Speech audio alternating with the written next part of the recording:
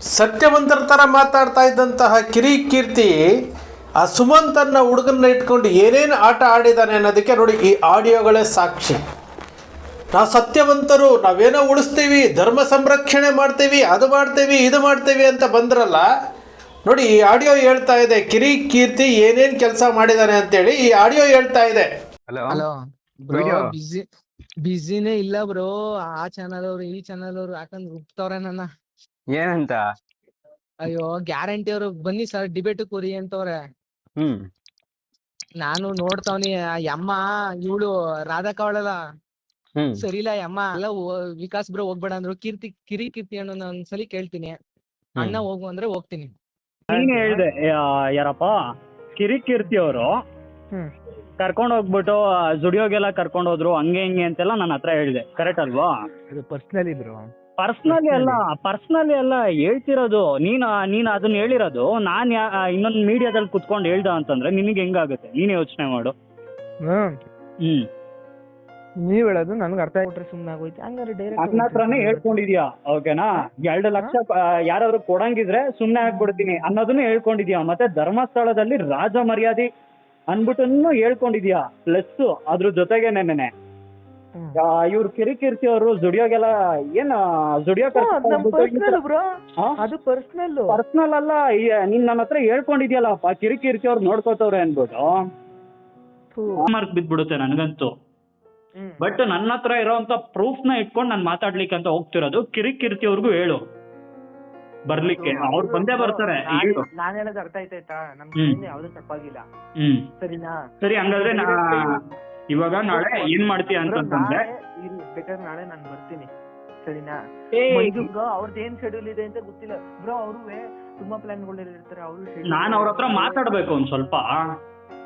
Bro ನೀನ್ ಹೇಳೋದ್ ಅರ್ಥ ಆಯ್ತಾಯ್ತಾ? ನೀನ್ ಏನು ಅಂತ ಸೀರಿಯಸ್ ಮ್ಯಾಟರ್ ಆದ್ರೆ ನಾನು ಫ್ರೆಶ್ ಬಂದ್ ಮಾತಾಡ್ತೀನಿ. ಅಂತ ಸೀರಿಯಸ್ ಮ್ಯಾಟರ್ ಆದ್ರೆ ಅಣ್ಣ ನಿಮ್ದು ಏನೇ ಶೆಡ್ಯೂಲ್ ಇದ್ರು ಕ್ಯಾನ್ಸಲ್ ಮಾಡ್ಕೊಂಡ್ ಬರ್ಲೇಬೇಕಣ ಅಂತ ನಾನೇ ಸೀರಿಯಸ್ ಇರೋದಕ್ಕೆ ಕಣೋ ನಾನು ಹೇಳ್ತಿರೋದು. ಅವ್ರದ್ದು ಏನೇ ಶೆಡ್ಯೂಲ್ ಇದ್ರು ನಾಳೆ ಕ್ಯಾನ್ಸಲ್ ಮಾಡ್ಕೊ ಬರೋದಕ್ಕೆ ಹೇಳು. ಬ್ರೋ ನೀವು ಒಬ್ರು ಯೂಟ್ಯೂಬರ್ ಬ್ರೋ, ಅರ್ಥ ಮಾಡ್ಕೊಳ್ಳಿ ಬ್ರೋ. ನಾನ್ ಸುಮ್ನೆ ಹೇಳ್ತಿಲ್ವೋ, ಓಕೆನಾ? ನಾನು ಹೇಳ್ತಿದ್ದೀನಿ ಅಂತಂದ್ರೆ ಒಂದು ಅರ್ಥ ಇದ್ದೇ ಇರುತ್ತೆ. ಅವ್ರಿಗೆ ಏನ್ ಶೆಡ್ಯೂಲ್ ಇದೆಯೋ ಅವ್ರ ಮಂಜು ಅವ್ರಿಗೂ ಮತ್ತೆ ಇವ್ರಿಗೂ ಕ್ಯಾನ್ಸಲ್ ಮಾಡ್ಕೊಂಡ್ ಬರೋದಕ್ಕೆ ಹೇಳು. ಇದು ಯಾವ್ದೇ ರೀತಿ ಯೂಟ್ಯೂಬ್ ಅಲ್ಲ, ವಿಡಿಯೋ ಮಾಡ್ಲಿಕ್ಕೆ ಅದೇನೇನೋ ಎಕ್ಸೆಟ್ರಾ ಎಕ್ಸೆಟ್ರಾ. ಅಕಸ್ಮಾತ್ ಕಿರಿಕಿರ್ತಿ ಬಂದಿಲ್ಲ ಅಂತಂದ್ರೆ, ಹಲೋ, ಕಿರಿಕಿರ್ತಿ ಬಂದಿಲ್ಲ ಅಂದ್ರೆ ಸುಮ್ನೆ ದೊಡ್ಡದಾಗಿ ಅಲಿಗೇಷನ್ ಆಗುತ್ತೆ. ಅದಕ್ಕೋಸ್ಕರ ನೆನ್ನೆ ಅದೇ ಏನಂತ ಹೇಳಿ ಬ್ರೋ. ಏನ್ ಅಲಿಗೇಷನ್ ಅಂತಂದ್ರೆ ನೀನ್ ಮಾಡ್ಕೊಂಡಿರೋದೇನಪ್ಪ?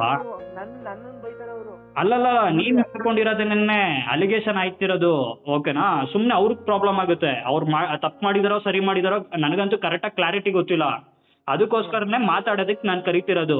ಅಕಸ್ಮಾತ್ ಅದೇನಾದ್ರು ರೆಕಾರ್ಡ್ ಏನಾದ್ರು ರಿಲೀಸ್ ಆಯ್ತು ಅಂತಂತಂದ್ರೆ ಸುಮ್ನೆ ದೊಡ್ಡದಾಗೆ ಅಲಿಗೇಷನ್ ಆಗುತ್ತೆ. ಯಾವ ರೆಕಾರ್ಡು? ಯಾವ ರೆಕಾರ್ಡು? ನಾನು ಬಟ್ ನಾನ್ ಮಾತಾಡಿರೋ ಅಂತ ರೆಕಾರ್ಡು.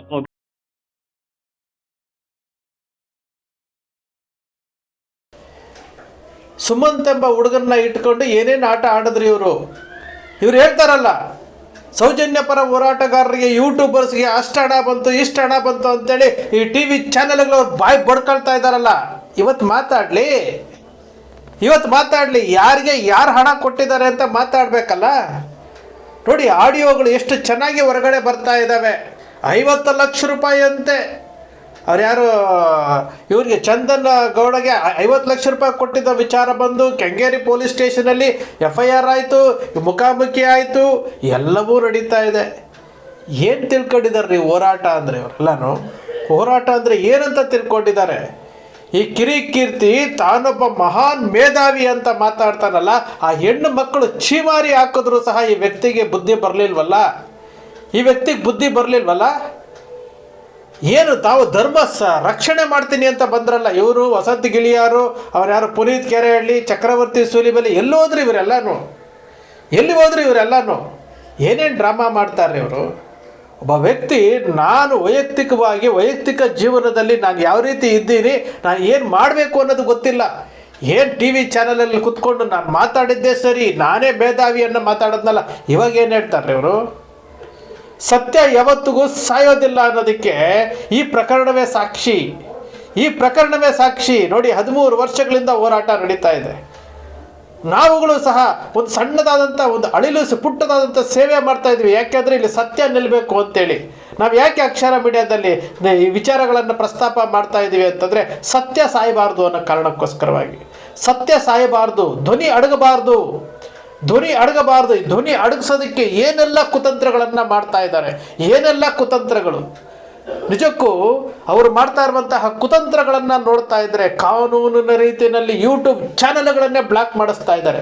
ನೋಡಿ, ನನ್ನ ಅಕ್ಷರ ಮೀಡಿಯಾವನ್ನು ಬ್ಲಾಕ್ ಮಾಡಿಸಿ 9 ತಿಂಗಳಾಗಿದೆ. 9 ತಿಂಗಳಾಗಿದೆ. 9 ತಿಂಗಳಲ್ಲೇ ನನಗೆ ಅರ್ನಿಂಗ್ಸ್ ಬರ್ತಾ ಇತ್ತು ಅದರಲ್ಲಿ. ಅದರಿಂದ ನನ್ನ ಕುಟುಂಬ ನಿರ್ವಹಣೆಗೆ ಬಹಳ ಅನುಕೂಲ ಆಗ್ತಾ ಇತ್ತು.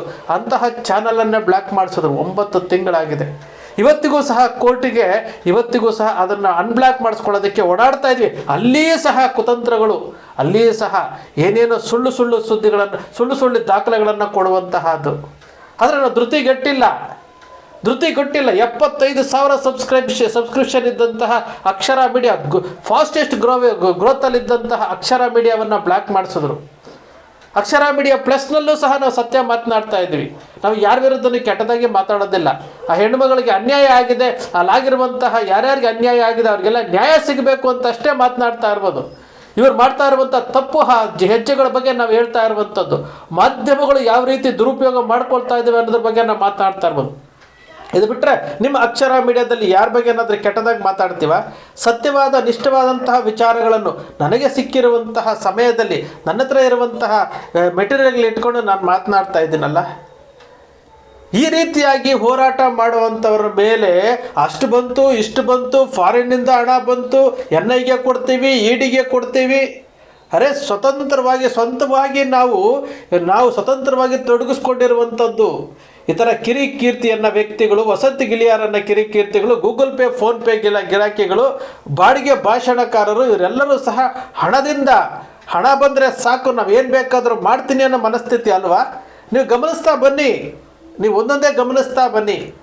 ಇವರೆಲ್ಲ ಯಾರು, ಏನು ಮಾಡ್ತಿದ್ರು, ಯಾಕೆ ಇದ್ರಲ್ಲಿ ಬಂದರು, ಯಾರನ್ನು ಓಲೈಕೆ ಮಾಡ್ಕೊಳ್ಳೋಕೆ ಬಂದರು ಅಂತೇಳಿ ಅರ್ಥ ಮಾಡ್ಕೊಳ್ಬೇಕಲ್ವ? ಸತ್ಯ ಇಲ್ಲೇ ಐತಲ್ವಾ? ಇದು ವಾಸ್ತವ ಸತ್ಯ. ನೋಡಿ, ಈ ಆಡಿಯೋದಲ್ಲಿ ಸ್ಪಷ್ಟವಾಗಿ ಆ ಯುವಕ ಹೇಳ್ತಾನೆ, ಕಿರಿಕೀರ್ತಿಯವ್ರ ಜೊತೆ ಹೋಗಿದ್ದೆ, ಅವ್ರ ಸ್ಟುಡಿಯೋಗೆ ಹೋಗಿದ್ದೆ, ಅವ್ರ ಜೊತೆ ಮಾತಾಡಿದೆ, ಅವ್ರನ್ನ ಕರ್ಕೊಂಡು ಬಾ. ಕಿರಿಕೀರ್ತಿಯವ್ರ ಕರ್ಕೊಂಡು ಬರಲಿಲ್ಲ ಅಂದರೆ ಬೇರೆ ಥರ ಹೋಗುತ್ತೆ, ನೀವು ಮಾತಾಡಿರೋದು ಆಡಿಯೋ ಇದೆ, ವಿಡಿಯೋ ಇದೆ, ಎಲ್ಲವೂ ಮಾತನಾಡ್ತಾನೆ ಅಂತಂದರೆ ಇಲ್ಲಿ ಕಿರಿಕೀರ್ತಿ, ವಸಂತ್ ಗಿಳಿಯಾರವರು ಏನೇನು ಕುತಂತ್ರಗಳನ್ನು ಮಾಡ್ತಾ ಇದ್ದಾರೆ, ಏನೇನು ಕುತಂತ್ರಗಳನ್ನು ಮಾಡಿದ್ದಾರೆ, ಈ ಹೋರಾಟದ ದಿಕ್ಕು ತಪ್ಪಿಸೋದಕ್ಕೆ ಏನೇನು ಮಾಡಿದ್ದಾರೆ ಅನ್ನೋದಕ್ಕೆ ಇದನ್ನೇ ಹೇಳ್ತಾರೆ. ಇದಕ್ಕೆ ಹೇಳೋದು ಆ ದೇವರ ಶಕ್ತಿ ಇದೆ ಅನ್ನೋದಕ್ಕೆ ಇದನ್ನೇ ಹೇಳೋದು. ನಿನ್ನೆ ಒಬ್ಬರು ಹೇಳ್ತಿದ್ರು, ಇಷ್ಟೆಲ್ಲ ಹೋರಾಟ ಮಾಡ್ತಾ ಇದ್ದೀರಲ್ಲ, ಆ ಮಂಜುನಾಥ ಸ್ವಾಮಿ, ಅಣ್ಣಪ್ಪ ಸ್ವಾಮಿ ದೇವರಲ್ವಾ, ಅವ್ರು ಯಾಕೆ ನಿಮಗೆ ಇದನ್ನು ಬೆಳಕಿಗೆ ತರಬಾರ್ದು ಅಂತ. ಈ ಅಣ್ಣಪ್ಪ ಸ್ವಾಮಿ, ಮಂಜುನಾಥ ಸ್ವಾಮಿ ಇವರಿಬ್ಬರೂ ಈ ಏನು ತಪ್ಪುಗಳನ್ನು ಹೊರಗಡೆ ತರೋದಕ್ಕೆ ನಮ್ಮಂಥ ಹೋರಾಟಗಾರರನ್ನು ಉರಿದೊಂಬಿಸಿ ಸತ್ಯವನ್ನು ಹೇಳಿಸ್ತಾ ಇರುವಂಥದ್ದು. ಇದು ಕಲಿಯುಗ, ಇದು ಏನು ತ್ರೇತಾಯುಗ, ದ್ವಾಪರ ಯುಗ ಥರ ಅಲ್ಲ, ಇದು ಕಲಿಯುಗ. ಇಲ್ಲಿ ಯಾರು ಅನ್ಯಾಯ ಮಾಡ್ತಾರೋ ಅವರಿಗೆ ಉತ್ತರ ಕೊಡೋದಕ್ಕೆ ಒಂದಷ್ಟು ಜನರನ್ನು ತಯಾರು ಮಾಡಿದ್ದಾನೆ ಇದೇ ಮಂಜುನಾಥ ಸ್ವಾಮಿ. ಈ ಹೋರಾಟವನ್ನು ಹತ್ತಿಕ್ಕೋದಕ್ಕೆ, ಈ ಹೋರಾಟದ ಧ್ವನಿಯನ್ನು ಹತ್ತಿಕ್ಕೋದಕ್ಕೆ ಎಷ್ಟೇ ಪ್ರಯತ್ನ ಮಾಡಿದ್ರು ಸಹ ಪುಟಿದು ಹೇಳ್ತಾ ಇರ್ತದೆ. ಇವತ್ತು ಸತ್ಯಮೇವ ಜಯತೆ ಅನ್ನೋ ಹೆಸರ ಮೇಲೆ ಇದ್ರ ಮೇಲೆ ನಂಬಿಕೆ ಇಟ್ಕೊಂಡು ನಾವು ಹೊರಟಿರುವಂಥದ್ದು. ಮಾತಾಡಲೇಬೇಕು. ಇಲ್ಲಿ ಅನ್ಯಾಯ ಆಗ್ತಾ ಇದೆ, ನಾವು ಮಾತಾಡಲಿಲ್ಲ. ಎಷ್ಟೋ ಜನರ ಧ್ವನಿಯನ್ನು ಅಡಗಿಸಿ 330 ಚಾನಲ್ಗಳ ಧ್ವನಿ ಅಡಗಿಸ್ಲಿಕ್ಕೆ ಹೋಗಿ ಭಾಳಷ್ಟು ಜನ ಸೈಲೆಂಟ್ ಆಗಿದ್ದಾರೆ. ಆದರೆ ಮಾತಾಡಲೇಬೇಕಾಗುತ್ತೆ, ಸತ್ಯ ಮಾತಾಡಲೇಬೇಕಾಗುತ್ತೆ. ಒಳಗಡೆ ಏನು ನಡೀತಾ ಇದೆ ನಮಗೆ ಗೊತ್ತಿಲ್ಲ, ಆದರೆ ವಾಸ್ತವ ಸತ್ಯವನ್ನು ಮಾತಾಡೋಕ್ಕಾದ್ರೆ ಒಂದು ವಿಚಾರ, ಈ ಕಿರಿಕೀರ್ತಿ ಅನ್ನೋ ವ್ಯಕ್ತಿಗಳು, ವಸಂತ್ ಗಿಳಿಯಾರನ್ನ ವ್ಯಕ್ತಿಗಳು, ಇವರುಗಳು ಮಾಡ್ತಾ ಇರುವಂತಹ ತಪ್ಪಿದೆಯಲ್ಲ, ಉದ್ದುದ್ದ ಮಾತಾಡ್ತಾನಲ್ಲ ಕಿರಿಕೀರ್ತಿ, ಉತ್ತರ ಕೊಡಬೇಕಲ್ಲ. ಈಗ ಇಂತಹ ಹುಡುಗರನ್ನ ಇಟ್ಕೊಂಡು ಬ್ರೈನ್ ವಾಶ್ ಮಾಡಿಕೊಂಡು ಆ ಹುಡುಗರ ದಾರಿ ತಪ್ಪಿಸ್ಬಿಟ್ಟು ಹೋರಾಟಗಾರರ ವಿಚಾರಗಳನ್ನು ತಿಳ್ಕೊಂಡು ಇಲ್ಲಿ ಏನೋ ಮಾಡ್ತಾರೆ ಅಂತ ಹೇಳ್ಕೊಂಡು ಏನೆಲ್ಲ ದಾರಿ ತಪ್ಪಿಸ್ತಾ ಇದ್ದಾರಲ್ಲ, ಆ ಹೆಣ್ಣು ಮಕ್ಕಳಿಗೆ ನ್ಯಾಯ ಸಿಗಬೇಕು ಅನ್ನೋ ಒಂದೇ ಒಂದು ಕಾರಣಕ್ಕೋಸ್ಕರ ಹೋರಾಟ ಮಾಡ್ತಾ ಇದ್ದೀವಲ್ಲ. ಇವರಿಗೆ ಕಿಂಚಿತ್ತಾದರೂ ಏನೋ ಆತ್ಮಾಭಿಮಾನ ಇದ್ದರೆ, ಇವ್ರಿಗೆ ಚಿಂತಾತರ ಕನಿಕರ ಇದ್ದರೆ, ಇವರಿಗೆ ಕಿಂಚಿತ್ತಾದರೂ ಏನೋ ಮನುಷ್ಯತ್ವ ಅನ್ನೋದಿದ್ದರೆ ಈ ಹೋರಾಟಕ್ಕೆ ಕೈ ಜೋಡಿಸ್ತಾ ಇದ್ರು. ಒಂದಲ್ಲ ಒಂದು ವಿಚಾರಗಳು ಹೊರಗಡೆ ಬರ್ತಾ ಇದೆಯಲ್ಲ. ಇವರೆಲ್ಲ ಪತ್ರಕರ್ತರಂತೆ, ಎಷ್ಟು ಅಂತ ಮಾತನಾಡ್ತೀರಿ, ಈ ಪತ್ರಕರ್ತರ ಬಗ್ಗೆ ಎಷ್ಟು ಅಂತ ಮಾತಾಡ್ತೀರಿ, ಸ್ಯಾಟಲೈಟ್ ಚಾನಲ್ಗಳ ಬಗ್ಗೆ ಎಷ್ಟು ಅಂತ ಹೇಳ್ತೀರಿ. ನೋಡಿ ನೇಪಾಳದಲ್ಲಿ ಈ ಮಾಧ್ಯಮಗಳ ಕಚೇರಿಗಳನ್ನು ಸುಟ್ಟಾಕ್ತಾ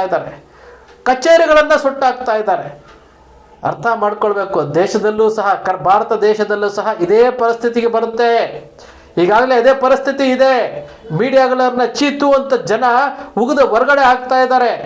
ಇದನ್ನು ಅರ್ಥ ಮಾಡ್ಕೊಳ್ಬೇಕು. ಎಲ್ಲಿವರೆಗೂ ನೀವು ಅರ್ಥ ಮಾಡ್ಕೊಳ್ಳೋದಿಲ್ಲೋ ಅಲ್ಲಿಯವರೆಗೂ ನಿಮ್ಗೊಂದು ದಿವಸ ಕಾದಿದೆ. ಜನರೇ ನಿಮಗೆ ಪಾಠ ಕಲಿಸ್ತಾರೆ. ಕಿರಿಕೀರ್ತಿ, ನಿನ್ನದೇ ಆದಂತಹ ಒಂದು ಒಳ್ಳೆಯದಾದಂತಹ ಜೀವನ ಇದೆ. ಆ ಜೀವನವನ್ನು ನೀವು ಕೈಯಾರ ಹಾಳು ಮಾಡ್ಕೊಂಡಿದ್ದೀರಿ. ವೈಯಕ್ತಿಕ ಜೀವನದಲ್ಲಿ ಕೈಯಾರೆ ಹಾಳು ಮಾಡ್ಕೊಂಡಿದ್ದೀರಿ. ನಿಮ್ಮ ಸಹೋದರಿಯರೇ ವಿಡಿಯೋ ಮಾಡಿ ಹೇಳುವಂಥದ್ದು.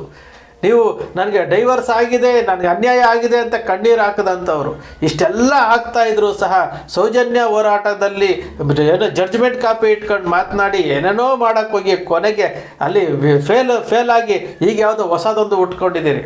ಇವೆಲ್ಲ ಬಿಟ್ಟುಬಿಡ್ರಿ. ಇವೆಲ್ಲವನ್ನು ಬಿಟ್ಟು ಪ್ರಾಮಾಣಿಕವಾಗಿ ನೀವೊಬ್ಬರು ಪತ್ರಕರ್ತರಾದರೆ ಸರಿಯಾದಂತಹ ವಿಶ್ಲೇಷಣೆ ಮಾಡಿ, ಸತ್ಯ ನ್ಯಾಯ ನೀತಿಯ ಬಗ್ಗೆ ಮಾತನಾಡಿ. ಅದು ಬಿಟ್ಬಿಟ್ಟು ಈ ಹುಡುಗರನ್ನ ಇಟ್ಕೊಂಡು ನೀವು ಇಲ್ಲಿ ಈ ಹುಡುಗರನ್ನ ಇಟ್ಕೊಂಡು ದಾರಿ ತಪ್ಪಿಸುವಂಥ ಮಾಡಿ ಸೌಜನ್ಯ ಹೋರಾಟಗಾರರ ಆತ್ಮಸ್ಥೈರ್ಯ ಕುಗ್ಗಿಸುವಂಥ ಕೆಲಸಕ್ಕೆ ಹೋದರೆ ನಿಜಕ್ಕೂ ಆ ದೇವರು ನಿಮಗೆ ಪಾಠ ಕಲಿಸ್ತಾನೆ. ಒಂದಂತೂ ಸತ್ಯ, ಈ ಆಡಿಯೋದಲ್ಲಿರುವಂತಹ ವಿಚಾರಗಳೇನಿದೆಯಲ್ಲ, ಕಿರಿಕೀರ್ತಿ ಒಂದಷ್ಟು ಗೇಮ್ ಪ್ಲ್ಯಾನ್ ಅಂತೂ ಆಡ್ತಾ ಇದ್ದಾನೆ. ವಸಂತ್ ಗಿಳಿಯಾರು ಗೇಮ್ ಪ್ಲ್ಯಾನ್ ಅಂತೂ ಆಡ್ತಾ ಇದ್ದಾರೆ, ಖಂಡಿತ ಆಡ್ತಾ ಇದ್ದಾರೆ. ಈ ಹೋರಾಟಗಾರರ ಆತ್ಮಸ್ಥೈರ್ಯ ಕುಗ್ಗಿಸೋದಕ್ಕೆ ಮಾಡ್ತಾ ಇದ್ದಾರೆ. ಸ್ನೇಹಿತರೆ, ನಿಮ್ಮ ಅಕ್ಷರ ಮೀಡಿಯಾ ಯಾವತ್ತಿಗೂ ಸಹ ಆತ್ಮಸ್ಥೈರ್ಯ ಕುಗ್ಗಿಸುವಂತಹ ಕೆಲಸ ಅಕ್ಷರ ಮೀಡಿಯಾಗೆ ಮಾಡಲಿಕ್ಕೆ ಆಗೋದಿಲ್ಲ. ನೀವೆಷ್ಟೇ ಆರ್ಥಿಕವಾಗಿ ನಮ್ಮನ್ನು ಕುಸಿಯುವಂತೆ ಮಾಡಿದ್ರೂ ಸಹ ಈ ಸತ್ಯದ ಪರವಾಗಿ ನಿಲ್ಲುವಂತಹ ಆ ಒಂದು ಹೆಮ್ಮೆ ನಮಗಿದೆ, ಆತ್ಮತೃಪ್ತಿ ನಮಗಿದೆ. ಆ ಹೆಣ್ಣು ಮಕ್ಕಳಿಗೆ ನ್ಯಾಯ ಕೊಡಿಸ್ಬೇಕು.